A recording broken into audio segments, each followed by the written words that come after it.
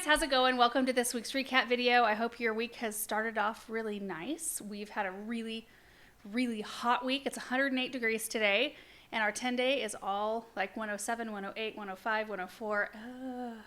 But it's it an cools inferno. Down. It cools down at night, at least. Yes, that is the one saving grace, but it's a little much. Yeah. A little much this time of year is tough for me. There's usually a few weeks right in the middle of summer, and then a few weeks like right in January where I'm like, why do we live here? Right. Like, what? Why? But exciting thing, our kneeling pads are back in stock, you guys. So we have the green, blue, and red in this topiary. Plus, we have a limited run of bright pink, which is really fun.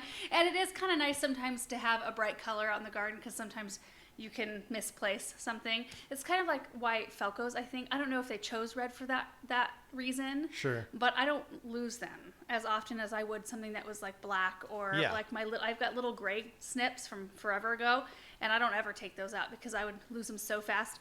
And another thing, we have smaller sizes of all four colors as well, and in the pink for a limited run. So anyway, just wanted to let you know that gardenanswer.com kneeling pads are back, and you guys, they are awesome. The one benefit of small ones, I will say, I usually use the bigger ones, which they're right in the way of my feet, so I'm going to move them real quick. The one benefit is when you're working in tighter spaces, you can get these around plants so much easier.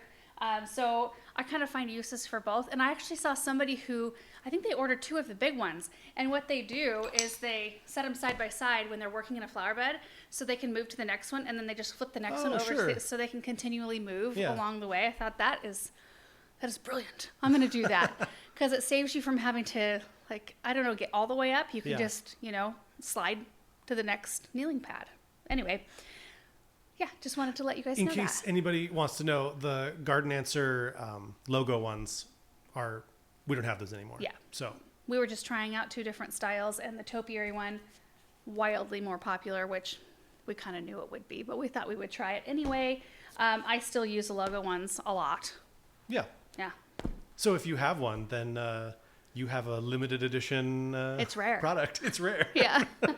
Okay, so let's just get into the videos from this past week. The first one was cleaning garlic, getting tulips and daffodils into summer storage, and more planting of pretty things. So I had garlic that had been curing in the barn, so we just sat and cleaned it, trimmed it, got it into the root cellar.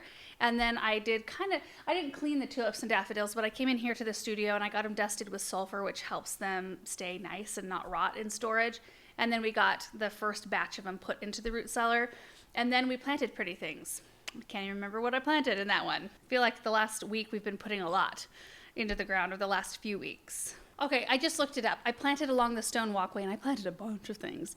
Some ridiculous coleus, some of the Wedgwood pink Angelonia, some Bermuda Beach supertunias, some of the new dahlia called Violet something. I mean, it was a lot of plants, but they made a massive impact in that space. I'm so excited about it. 1958 Constance said, question about planting garlic. I want to plant garlic in my raised bed. Do I need to amend the soil with anything since I will have had planted prior to the garlic being planted in the fall? Yes. Garlic and onions, anything in the allium family, they're very heavy feeders. So usually I kind of make it a practice to do land and seed compost and biotone starter fertilizer most of the time. I always use biotone starter fertilizer. Land and seed compost I typically always use unless my raised bed's got a little overfilled there for a little while, and so I was kind of letting the level recede a bit. But you do want to add some nutrients in because the garlic will use it, and you'll get nicer looking heads. So, amend the soil right before you plant, and then in the spring, depending on where you're at, well, I guess you're going to be planting in the fall. So in the spring, go in and maybe in March, fertilize again. Garden Tone is a great one, and you can fertilize every single month until you harvest. So that'd be March, April, May, and June, 4 times before harvest. And then if you have hardneck garlic and they produce scapes at the top, make sure you're trimming those off, and that will also help send more energy into larger heads. That's about how it goes. Busy Bunny said, hi there, how long can you keep garlic in the freezer? This is a really good idea. Oh, I've kept garlic in the freezer for a really long time. Usually I'm using still from the previous year when I'm harvesting my next crop. C. Mash said, can you use anything else besides sulfur to store the daffodil bulbs? Ooh. just some kind of a fungicide, like a dustable fungicide, I would guess. Some people don't dust them at all, though. The reason I did is because I'm not storing them properly. I'm not storing them in single layers, in layers of vermiculite or peat moss or whatever, so that the bulbs don't touch each other. That's the best way to do it. But I have so many bulbs. I don't know how many crates I would need to do it that way. And honestly, it's not worth the effort. That project became not worth the effort almost as soon as we started it. But we carried on and we got all of them in there. They're all in the root cellar at this point. Housewarming said, how do you fix boggy soil? My garden bed takes forever to drain when it rains. The water sits for days. Ooh. It depends on what you've got going on. I mean, we use gypsum in areas like that. I remember when we moved into our townhouse garden, there were specific areas. Well, it used to be swamp down there. My dad used to like go duck hunting and stuff down there when he was a kid, because it was all ditches and swampy, and that's where the birds hung out. And now there are homes down there, and I could dig down this far, and that soil was like gray and anaerobic smelling. And I used humates and gypsum to help kind of break it up consistently. I think that's the biggest thing. Adding in as much organic matter as you can, adding in gypsum whenever you can, will help condition the soil and eventually start helping with the whole drainage issue. You planted a lot of stuff, though, I because there did, was just yeah. grass. Right. You know, and the roots of those are only going to go down as far as turf grass does. But you planted a lot of stuff, and I think that started soaking up a lot of that excess moisture. And there are specific plants that like it. Alders, willows, birch trees, Joe Pye weed, currant did great, asters. There are certain hibiscus or boggy loving plants. There are certain things that you can plant that will help utilize that soil, or that water rather. If it's in a place where you've got grass and you want to keep grass, there's not a whole lot you can do besides, you know, doing like a French drain. You got to dig it out, right? Put some perforated, you know, pipe in the ground and send the water somewhere. That to me is like last case. I would rather try everything before excavating an area. But yeah, if it's just in an area where you really want grass, because grass is not going to soak up enough water fast enough. Right. Katie Davis said, do you know why garlic occasionally turns a bluish green color, and is it safe to store this garlic? A bluish green color like mold? I mean, I don't know. I've never seen a garlic that had a bluish green color. You know, some of it has like purple streaks like on the outer portion of it, but the garlic cloves themselves are that creamy white. If it's bluish green, I'd take a real close look at it, make sure it's not mold. And if it is mold, do not throw that in storage with anything else. Get rid of it. Linda said, I bought a tulip plant at the beginning of spring. The bulbs look like they're trying to pop out of the top of the dirt now. I'm in the San Diego, California area. Do I need to store them in cold? You need to store them somewhere between like 50 and 70, which really isn't that hard if you don't have a lot of them. You could pop them out of the soil or leave them in the soil even, and put them somewhere inside your house or in like a protected garage sort of area where they're not going to get over 70 if it's like an insulated garage. You only want to do the cold treatment. I think tulips are is it like 14 to 16 weeks cold treatment? You'll want to kind of time it out to when you want to plant them and have them start blooming. But get them in the refrigerator 12 to 16 weeks. I'm going to give you that range because it's larger, just in case. But 12 to 16 weeks of refrigerator time, and then you pop them out and pot them and let them start to grow. And yeah, that's forcing tulip bulbs. And you can time that out based on when you want them to bloom. So if you wanted to pop them into cold now, you could do that. And then in 12 to 16 weeks, pop them out and plant them, and maybe you have blooms. What's 12 to 16 weeks from now? 12 weeks is 3 months, right? Mm-hmm. So maybe you have blooms around Christmas-ish. Miss Thing said, Laura, may I just say that your tidy and neat gardening habits make my OCD heart smile. I like to finish a project all the way, for sure. And your boundless energy is infectious. Question, do you ever have days when you just want to do nothing but chill? Yes. The idea is always more alluring than the feeling of it actually is for me, though. I'll just say that. If so, do you take the time for yourself to recharge without guilt? As always, thank you, Erin and the crew, for making such wholesome and informative content.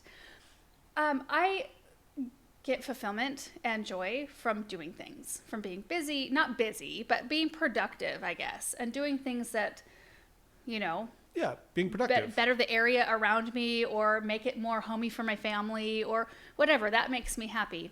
I think the only time that I really feel guilty, like, because I can sit with a coffee and read a book. If I've like got everything done on my list and I've got like a little pocket of time, I can go like steal away somewhere alone and feel completely fine. I couldn't do that all day.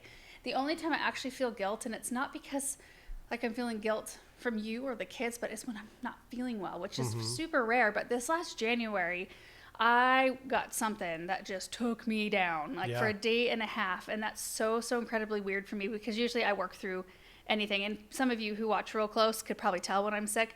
When I was doing the rosemary tincture, it was like I was feeling so sick when I got that tincture made.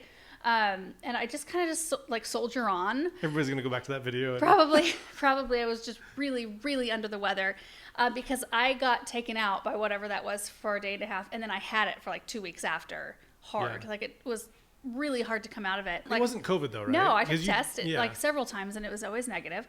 But I just caught some kind of bug that went through our whole house and went, well, Samantha had it first. Maybe I got it from her. You know, she got croup and just was sick. And yeah, it was just a real wool. Anyway, I don't know where I was going with that. Oh yeah, so when I'm sick, I actually feel guilty when I'm down and I cannot get myself up, and I don't know why that is. It doesn't make any sense. I got sick right after you. Yeah. I didn't feel an ounce of guilt. No. I just felt like I'm gonna die and you guys can just figure out life on your own. Yeah. I think for me, in the back of my head, like I'm laying there sick and I cannot physically get myself up to do anything. But I'm thinking like the kids, like, are they getting more than just pizza for dinner? Are they like, is he putting them a banana on their plate? You know, those kinds of things. Yeah, right. Which is stupid. Like they will survive with just pizza for one night. You know what I mean? Like, I don't know. I think I'm probably not alone there. Are you saying I'm bad at feeding the children? No, I'm not saying that at all. It's just like I'll think random things like the laundry is piling up or whatever because I usually do. Well, I do all of the laundry. I don't fold it all. You fold your own laundry, but and Aaron does a lot of things that I don't want to do. So it's very well balanced. It's not like one of us does more than the other, or not. But anyway, what? Nothing. I don't even know where I was going with that. You just had to make your little joke. Yeah. I feel like I am getting more balance in my life now, though, than I used to have. Oh, yeah. Like, definitely. I think kids kind of do that to you, but I feel like I was reeling for a long time after we had Benjamin, and then again after we had Samantha. I was reeling trying to get my footing, trying to figure out how to balance things, and because we're busy with what we're doing, and I knew I had to pull back from that a bit. There's also a lot of other things that we don't even talk about that we do in our lives that are super important and actually more important to me than what we do here for a job, that I have to make sure that we prioritize. And I don't know. I feel like there have been moments where I've had a really hard time figuring out the balance, but I feel like I am now. And I feel like, I don't know, like the drive, maybe as you get older, your drive kind of like mellows a little bit and you're like, life is good. Yeah. Like well, life maybe is you realize good. you can only do what you can do, and it's okay to just let some things fall. Yeah, and I don't need to put so much effort into this or that. It doesn't matter in the long run. It doesn't matter, and I am getting more and more like, is it jaded by like reels and stuff like that on Instagram and all the setup stuff, like things that are set up and views that are set up, and I don't know. I just am more like I can't do that. I can't set that fake kind of. Everything seems sort of orchestrated. Yeah. And in essence, our videos are in a way, because we set a camera up to capture what I'm doing, but it is truly what we're doing out in the garden, you know. We've gotten a lot less orchestrated over the years. Yeah, and there's real like joy in that. Yeah, for sure. Tammy said, "Do you use the liquid fertilizer on your perennials also?" No, we use like plant tone or flower tone or garden tone on our perennials, usually once a year. It's about. You know, I actually asked Espoma about that the other day, about the bag saying to fertilize your roses once a month. And I was like, do you really recommend that? And he was like, not really. When it's hot, your plants are not going to respond. They'll just sit there. You're probably just throwing fertilizer away when it's hot, because the plants are kind of in survival mode. Sure. And they're probably not going to grow, and the fertilizer is not going to help. So just wait till it gets a little bit cooler, and don't feel like you need to go out there. Especially if you see something suffering a little bit, don't think that throwing some fertilizer on there is going to help, because it probably won't. when it's hot. Yeah. Wisco Woman said, I always thought garlic should cure in a shady area with good airflow, but one of my neighbors had their garlic braided and hanging from their fence. What happens if you cure in sun or in hotter temps? I would think that it would take your storage life down a little bit. I don't know. I've never done that before. I probably wouldn't lay it out in the sun because sun just tends to, 108 degrees. That's what our sun would be like when we're trying to cure our garlic. Most of the time I see people in a shaded area under cover where it's not going to get wet, somewhere that has good airflow. Some people bundle it and hang it from like the rafters in a garage or a barn sort of area. I think that's just a better way to do it. Basque said, will you use the garlic you picked to plant back in the fall? Yes. How do you store it so it's still good when it comes time to plant? Well, the stuff I put in the storage in the root cellar, that'll usually store for upwards of 6 months in there. Right now I have the temperature a little bit higher than normal just because the tulips and daffodils are in there. It's like 55-ish. Usually it's like right around 45, and I feel like that's a really good area to be. And usually the humidity is like 60 to 70%. Our next video is fixing some tire containers and repotting some things in the Hartley. I think I started with the Hartley project first. I repotted I ended up repotting 4 houseplants that were still in their original nursery containers.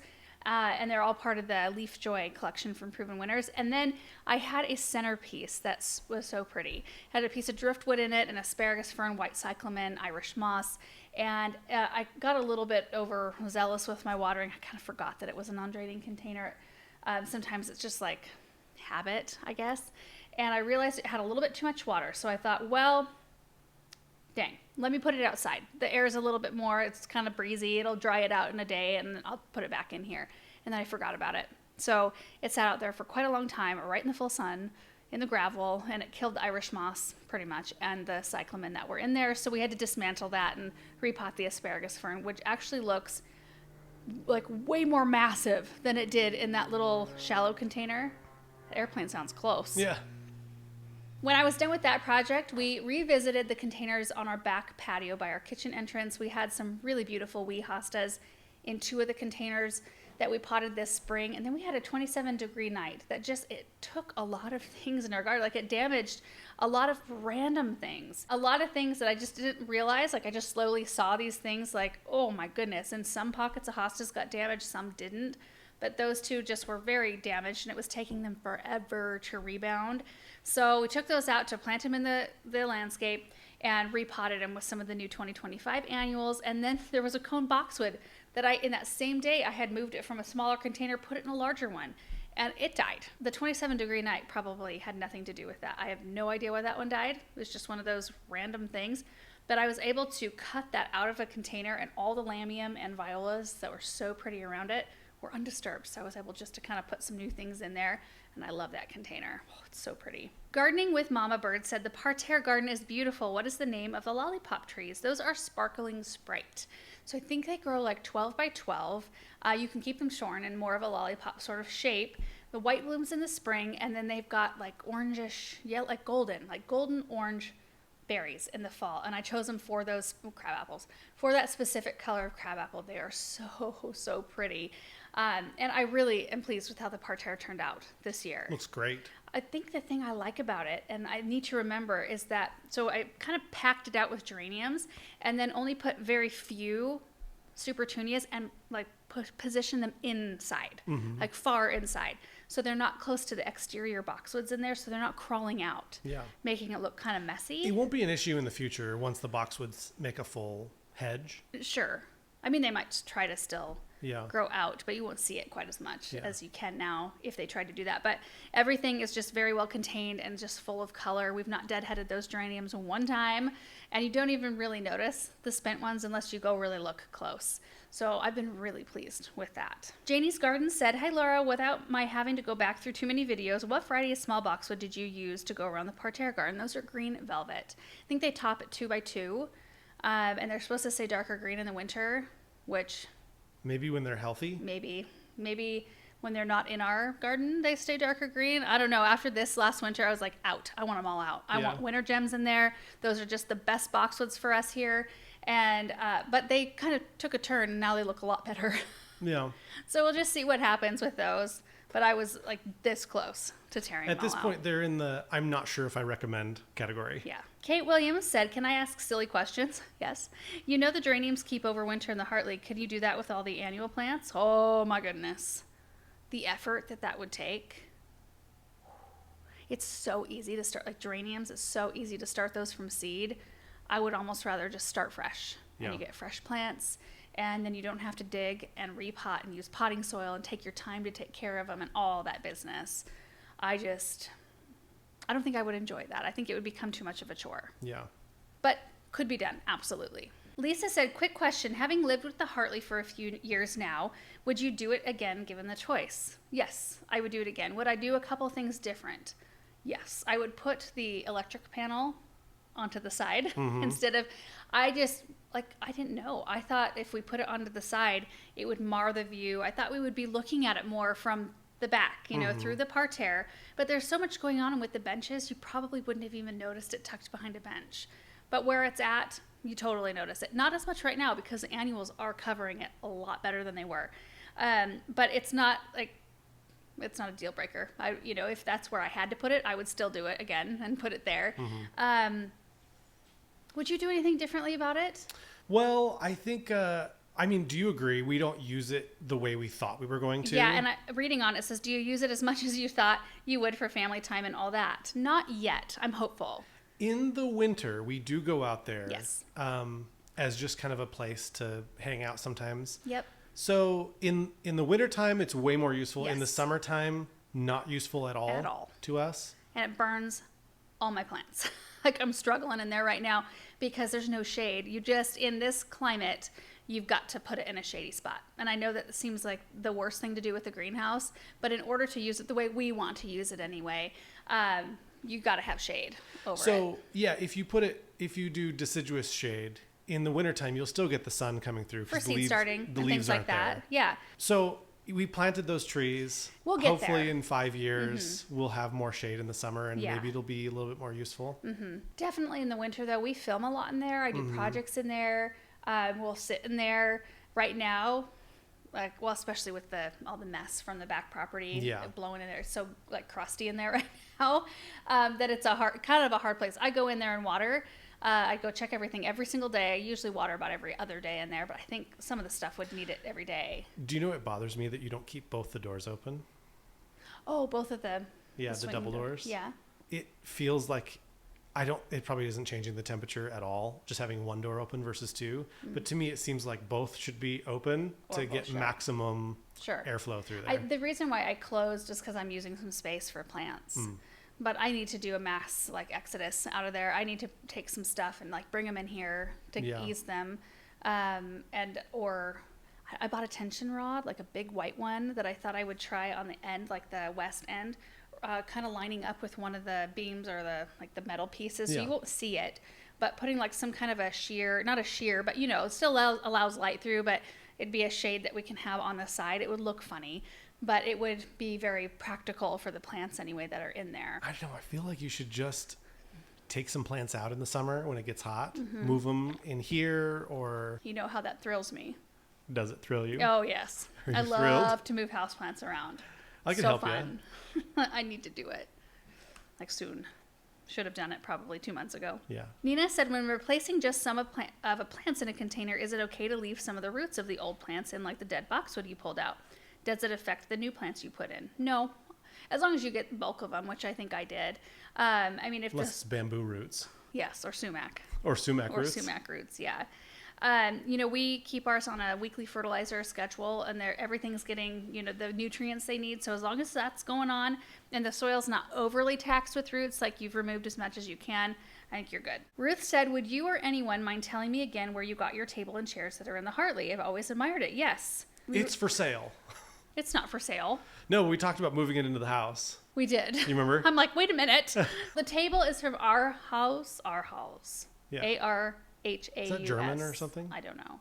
It's anyway, it's a stone top, blue stone, and as a wood base, and it's so beautiful. And then the chairs are from Pottery Barn, as are the cushions. There you go. I got them all on sale. I waited, and I thought about it. I labored over that decision for a long time. You did. Why do you labor over things like that for so long? Because they were expensive. Even on sale, they were expensive. And I still have part of me that's like thrift store mind. Yeah. Like, what can I get that would be pretty but practical and that we could still mess up and I wouldn't be like, shed a tear over. It's like our coffee table that we have was $50. We got it at a scratch and dent sale at our local furniture place. And we still, like, that's our great room coffee table, and it's not worth replacing. It's so dinged up. Like, it is damaged and it's like scratched but I don't worry about the kids playing on it. Yeah. They set up stuff all the time on that table, and they have the freedom to do pretty much whatever they want because it was $50 like 18 years ago. Yeah, a long time ago. Not quite 18. We'll have been married for 18 years in September. Isn't that wild? That is wild. Yeah. Stacy said, what brand is that handheld vacuum you are using in the Hartley? That is a DeWalt. A DeWalt. A DeWalt battery operated vacuum, and it does work pretty great as long as the battery is fully charged and as long as you empty the hopper often. I have to because I get so much debris in mine, and it fills up fast in there in the Hartley, but it does a good job. It's like I use it all up in the rafters. Yeah. I use it for all the corners, edges, and I suck bugs and cobwebs and leaves and stuff like that. It's a great one. Jeanette said, here in the UK, I would be worried about the soil I was washing into the gravel driveway. The weeds would soon take hold. Do you not have that problem in your area? Not as much as you probably do in the UK because we don't have the kind of rainfall that you have. We do have some weeds, though, that will grow with zero water, like zero supplemental water. And that would be bindweed and goat heads, kochia, spurge. Oh, spurge. What else? Maybe not zero, but like almost just zero. Natural moisture. Yeah. Our natural moisture, but zero moisture in the summer. Yeah. Like, we've had this north garden is what we're calling it behind the barn. We were having that all excavated, and it was completely bulldozed. Mm-hmm. Bare powder dirt. And there's a big crop of weeds growing out there. Because it watered one time. It watered one time. Well, remember you were in the you were in the high tunnel. I remember that. So that was enough. That germinated everything, and that'll make it go. Thriving in the 108-degree temperature. Caring said, "Have you lost any of your geraniums to root rot, or are there just some varieties that are more resistant?" I haven't lost any to root rot, and I don't know if there are some. I didn't know that was a thing with geraniums. Maybe I should look that up. I grew the apple blossom geraniums from seed, inspired by you, of course, and it was so exciting to see them growing and starting to bloom. They were beautiful. However, I lost about half of them to root rot. We had a lot of rain in Kansas, and I tried to shelter them. The leaves started curling up, and the stems turned black. I didn't even plant them in the ground, just pots. What am I doing wrong?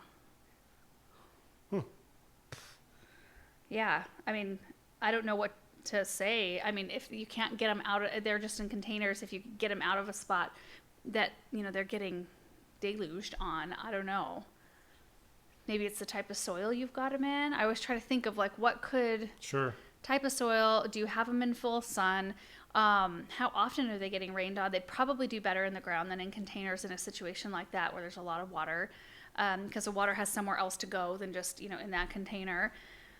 Boy, that's a bummer. Sorry about that. The apple blossom geraniums are beautiful. Next video is garden center tour in a heat wave. So I went down because my mom just brought in a huge load of brand new perennials right at the beginning of this heat wave. But you know what? They are a full-scale garden center that stays open all year round. And my mom does not like to have things look scant or picked over or not full, which I appreciate about the garden center so much. And everybody's trained on how to water things to keep things happy through heat. It's a little bit more work, obviously, but like today I went down and got echinacea. Did you see the pots I planted? No. Oh, they're pretty. They're awesome. They're really pretty. It's so nice to have that resource just right down the road. But I thought it would be fun to go down and just take a walk through and show you guys how things are looking, mid-July when it's super hot. Handhouse said, just wondering, you talk about your great staff a lot. Have you had to fire anyone? Who would do that, Laura or Aaron? It's happened, and Aaron has to do it, not me.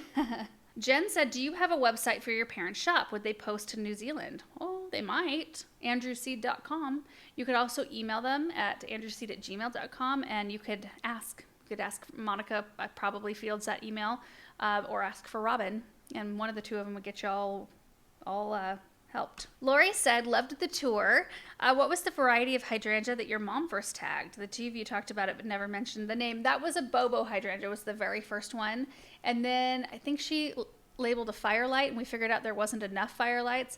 Then we found the little quick fires, which had a little bit more of the bloom shape that she was after and the size that she was after. And we ended up finding 3, which is what she needed. So she had those all tagged. Proven Winners has some pretty good, what would you call them? Like infographics sort of on their website. Yes. That show, because there's so many that are just a little bit different.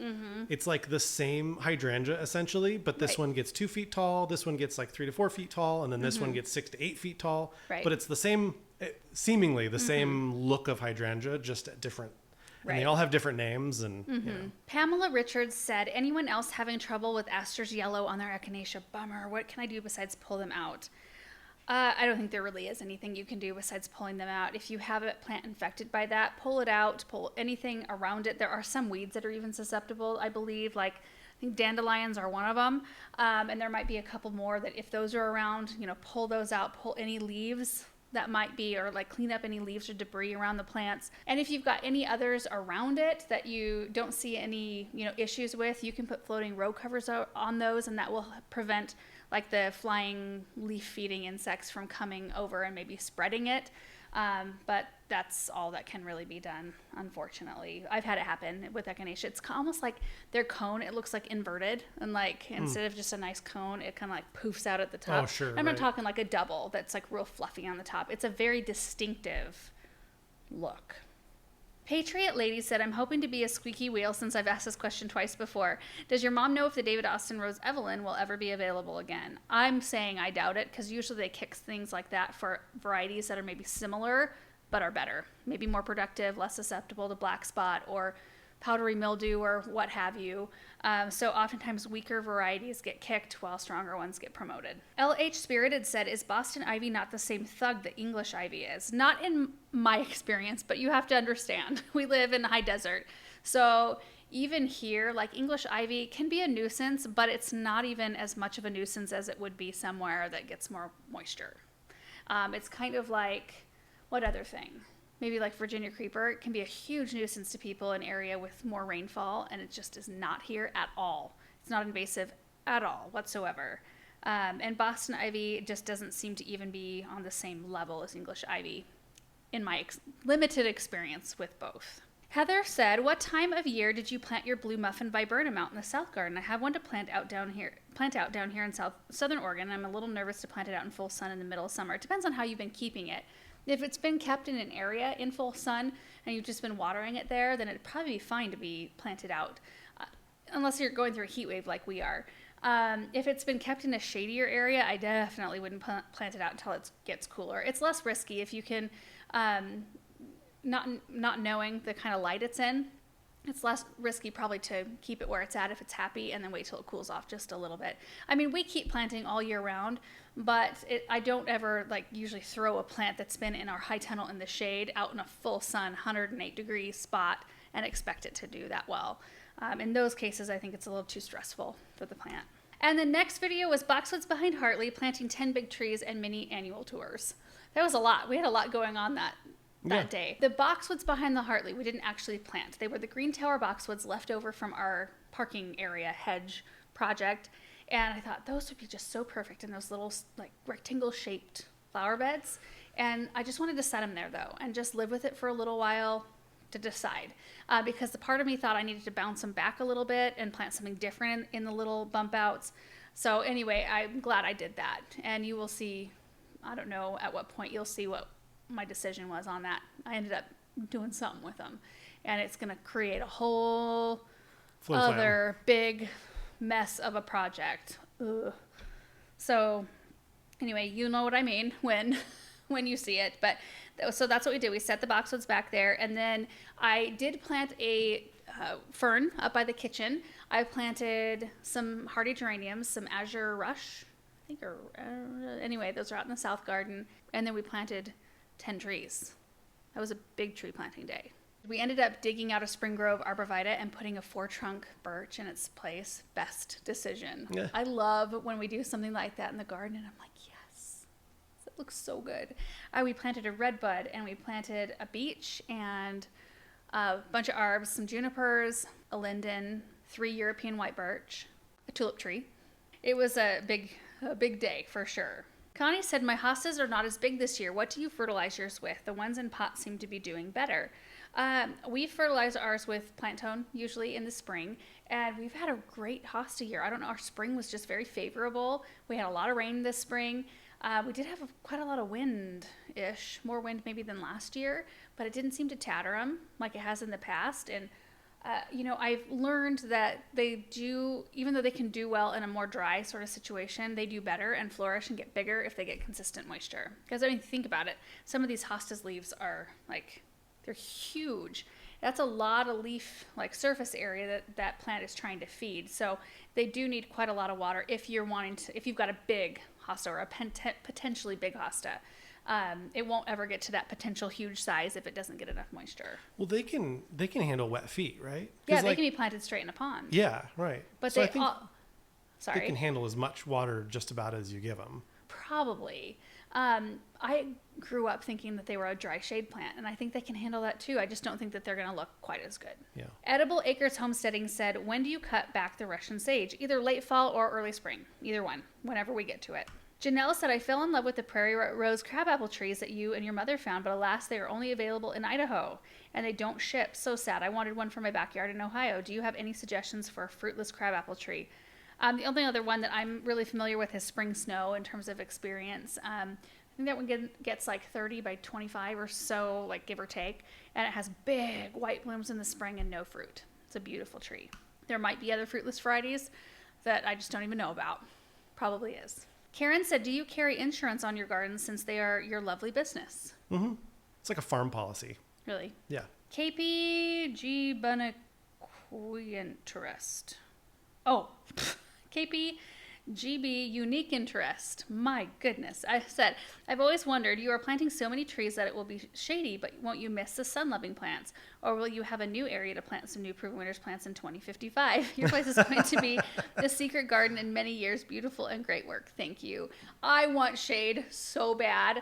I would favor shade gardening over sun gardening almost any day, and that's probably because most of ours is all sun gardening right now. I know my mom laments all the shade they have sometimes. They have far less of it now because they lost a huge linden in a windstorm this spring, and then they had to have that huge locust tree taken out. Mm-hmm. That was a huge amount of the shade in their garden is gone now. So now she's getting to experience more of the sun. But coming from somebody who is creating a garden out of nothing, a nothing patch of nothingness, you guys saw it, what it looked like 3-4 years ago. That's what I crave. I want these trees to grow and get shade. I don't think we'll ever be without sun though.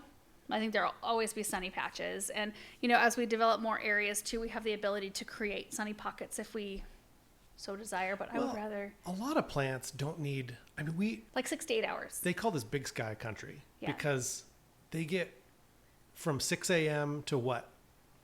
10? Right now it's starting to get dusk is 9, a little after 9. Yeah. 9:30. So I think there's just a lot of plants that can do 8 hours.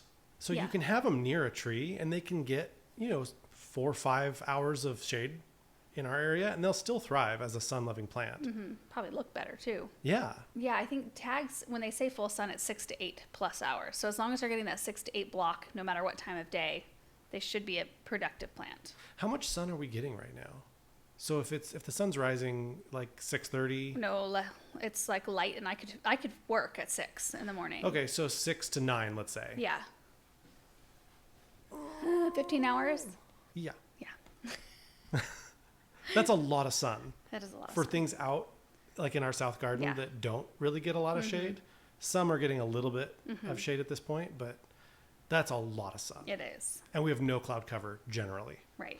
We had some beautiful skies this spring, though. Yeah. I was noting that and when I was watching back some of the videos, because sometimes I don't even notice it when I'm out working, and I just see it in the background, of the projects that we're doing.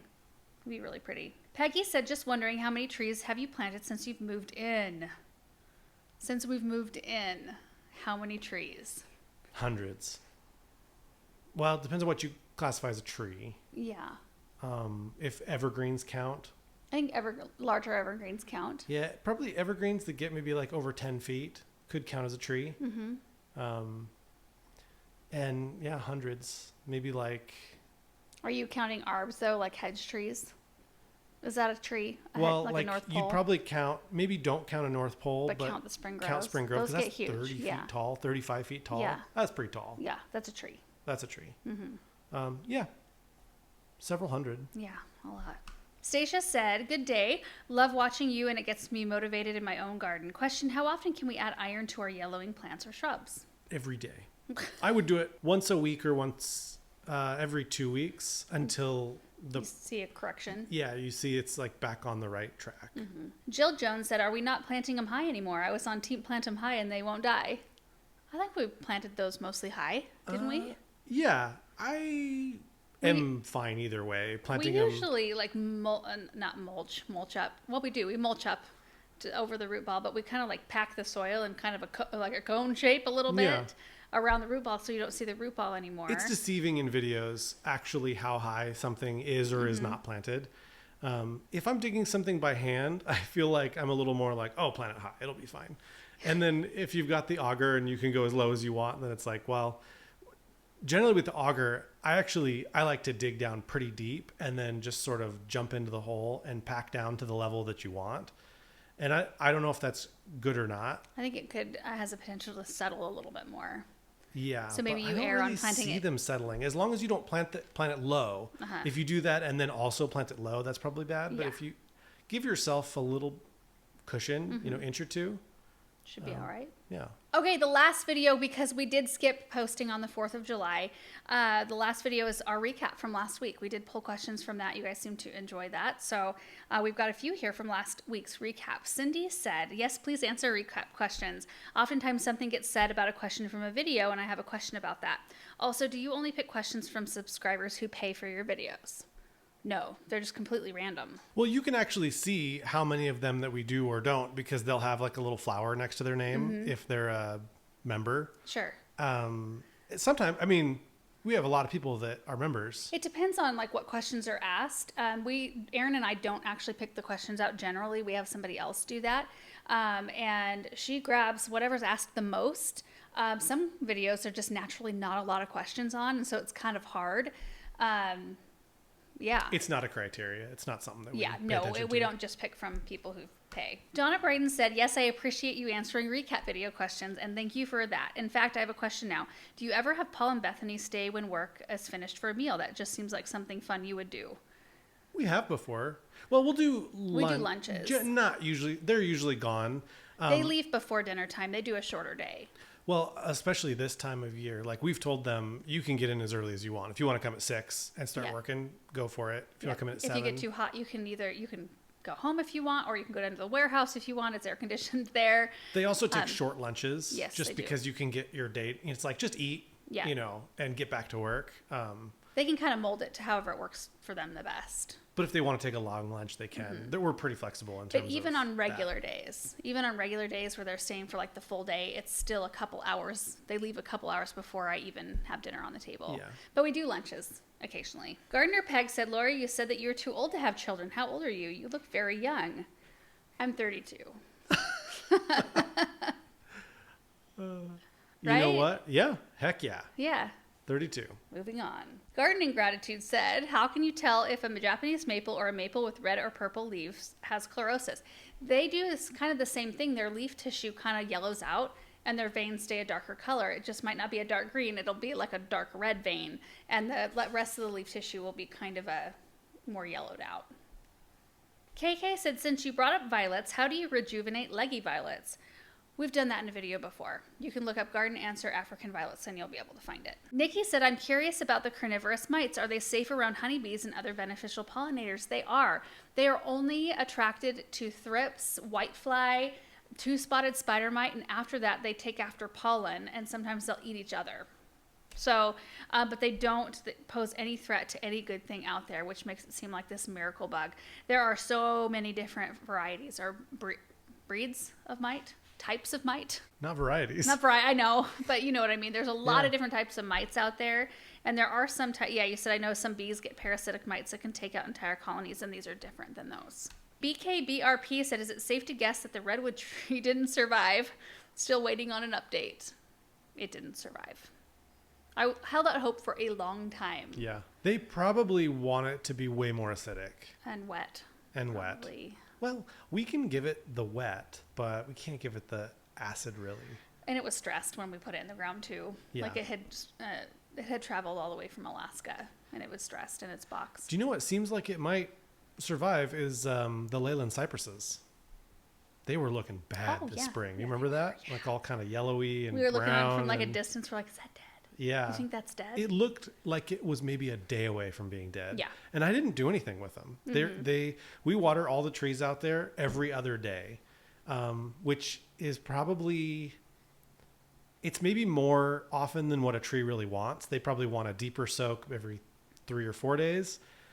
But we have other stuff out there like hibiscus and forsythia. Newly planted stuff versus stuff from last year. They're all on the same lines. We kind of have to...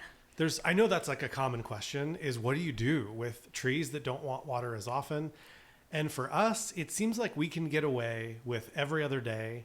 And it's like you can kind of make it work. Mm-hmm. Otherwise, you'd have to have 2 lines and then start switching it over. Like once something has established, then you can scoot drip away from a plant too, or reduce the amount of emitters, or take out a length of the tube that's got the holes in it and put solid in. There are ways you can adjust a little bit the water. Yeah. The amount of water anyway. It's tough. It's like I feel like it's just going to be a problem for everyone, and you just got to figure out for your area what works the best. To do. Yeah. Donna said, "Do you water your tomatoes twice a day when the temperatures are in the hundreds?" Ours are getting it every other day. It's tied into the rose zone. And how long does that run? I think it runs for an hour. An hour every other day, and I'm not supplementally watering, and they're doing great. I got my first sun sugar tomatoes this last week, maybe about a week ago or so. That hour is subjective, though, depending on how much drip you put on. You know what I mean? Like if you put on 2 gallon per hour emitters or 4 gallon. I think I did 2, so it's getting 4 gallons of water. Yeah, every other day. Every other day. Which, works for that. Donna said, I'm watering deeply for 10 minutes every other day. We in this high desert of Arizona are not having tomatoes set on yet. Is it the temperatures or the watering? Love all your gardening help. It could be the temperatures. Watering, you would know if it was a watering issue, if your plant was suffering or stressed. Could be a pollinator issue too. There is tomato set. You can get a spray, or you can go along and, kind of do one of, I don't know if you can see those, kind of do one of these to the blooms and kind of help spread the pollen around. KLH Walker said, would it be worth pre-treating the water to save on drip materials? How would we do that? Softening it? RO? Yeah. Well, so at each wellhead, I suppose, you'd have to, I don't know how you do that. Yeah, that would be a feat. I'm sure it could be done, but it would take you'd have to have like a shed with a bunch of stuff inside of it to treat it. And then, I don't know, you wouldn't use salt? No. To treat it like your home? I don't know. I have no idea. I'm sure it's done.